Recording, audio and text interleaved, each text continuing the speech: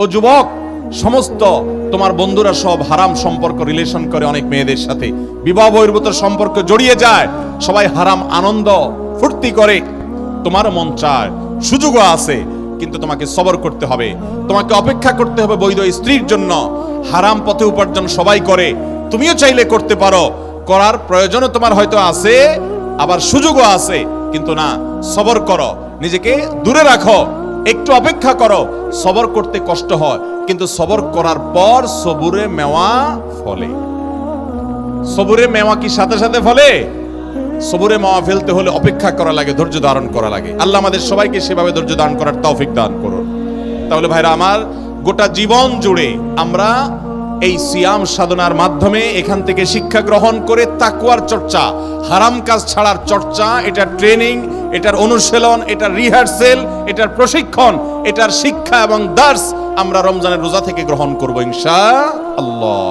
চেষ্টা করব তো সবাই, এবং রমজানের এই রোজা থেকে শিক্ষা নিয়ে আমাদের জীবনের সামগ্রিক জীবনের যে রোজা আছে সেটাতে আমরা এটাকে অ্যাপ্লাই করব। রমজানের রোজার সাথে জীবনের সামগ্রিক রোজার একটা অমিল আছে। সেই অমিলটা হলো, রমজানের রোজা যদি ভেঙে যায়, রমজানের রোজা যদি ভেঙে যায়, সেটা কি আর জোড়া লাগানো যাবে? যাবে না, সেটা কাজা করা যাবে, কিন্তু এই রোজাটা আর জোড়া লাগানো যাবে। কিন্তু জীবনের রোজা যদি ভেঙে যায়, আপনি কখনো গুনাহ করে ফেলেছেন, হারাম করে ফেলেছেন, রোজাটা ভেঙে গেছে জীবনের, এটা জোড়া লাগানো যায়। আর সেই জোড়া লাগানো আঠার নাম কি? তওবা। সেই জোড়া লাগানো আঠার নাম কি? আপনি যদি গুনাহ করার পর তওবা করেন, তওবা বুঝেন ভাই? তওবা শব্দের অর্থ হলো ফিরে আসা। তওবা শব্দের অর্থ কি ভাই? ফিরে আসা। মানে আমি একটা হারাম সম্পর্কে ছিলাম, ছেড়ে আমি হালালে আসলাম। আমি অবৈধ উপার্জন করতাম, ওটা ছেড়ে এখন হালাল পথে আসলাম। এই ফিরে আসাটার নাম হলো তওবা। শয়তানের গোলামি করতাম, আল্লাহর কাছে ফিরে আসলাম। আল্লাহ বলেছেন, ওয়া আনিবু ইলাল্লাহ, তোমরা আল্লাহর দিকে ধাবিত হও, আল্লাহর দিকে ফিরে আসো। ফাফিরু ইলাল্লাহ, তোমরা আল্লাহর দিকে ভাগো, শয়তান তোমাদেরকে জাহান্নামে নিবে।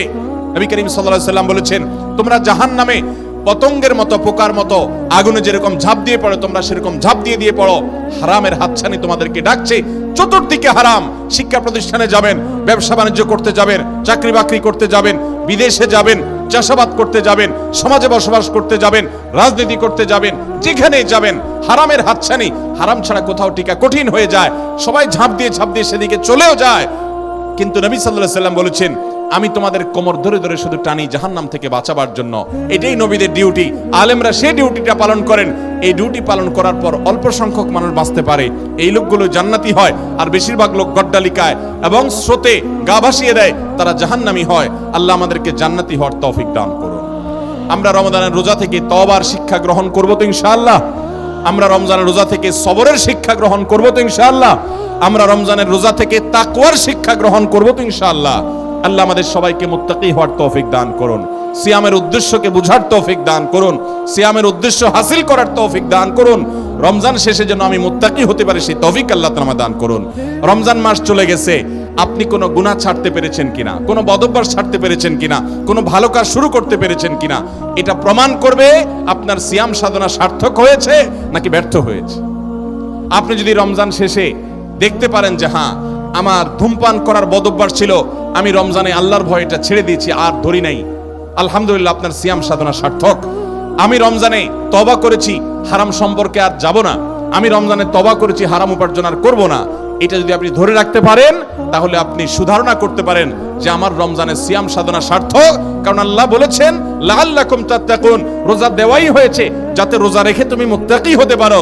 রমজান শেষে আপনার তাকওয়া এটা উন্নতি হয়েছে কিনা, আপনি মুত্তাকি হিসাবে আগে বাড়তে পেরেছেন কিনা, এটি নির্ভর করবে আপনার রোজা, আপনার রমজান সার্থক হয়েছে কিনা। আল্লাহ রাব্বুল আলামিন ও আরশে আজিমের মালিক আমাদের সবাইকে আপনি আমাদের রোজাটাকে সার্থক করার তৌফিক দান করুন। ভাইরা আমার, রোজা যদি সার্থক না হয়, রমজানটা যদি সার্থক না হয়, লস অনেক বেশি হয়ে যাবে। কি লস হবে জানেন? নবী করিম সাল্লাল্লাহু আলাইহি সাল্লামের কাছে জিবরিল এসে বলেছেন, বাউদা মান আদরাকা রমাদান ওয়া লাম ইগফার লাহ, ওই কপাল পোড়া ধ্বংস হোক যে রমজানের মতো এরকম বিশাল বড় সুযোগ পাইছে, তারপর আল্লাহর কাছে চোখের পানি ফেলে দোয়া করে, কান্নাকাটি করে, ইস্তিগফার করে, তওবা করে তার আগের গুনাহগুলোকে মাফ করাইতে পারে নাই। এই কপাল পোড়া ধ্বংস হোক। বদদোয়া করেছেন জিবরিল, নবী সাল্লাল্লাহু আলাইহি সাল্লাম বলেছেন আমিন। অর্থাৎ সে ধ্বংস হবে, তার অনিবার্য ধ্বংস, যদি কেউ রমজান পাওয়ার পরেও ক্ষমা না পায়। এই রমজান যে আমার জীবনের শেষ রমজান না, তার কোনো গ্যারান্টি আছে ভাই? অতএব আসুন নিয়ত করে ফেলি, এবারে রমজানের প্রতিটা দিনকে আমি তাকওয়া দিয়ে সাজাবো, কোনো হারাম কাজ রমজানে করব, সকল হারাম কাজ সারা জীবনের জন্য ছাড়ার প্রতিজ্ঞা রমজানের রোজা থেকে গ্রহণ করব ইনশাআল্লাহ।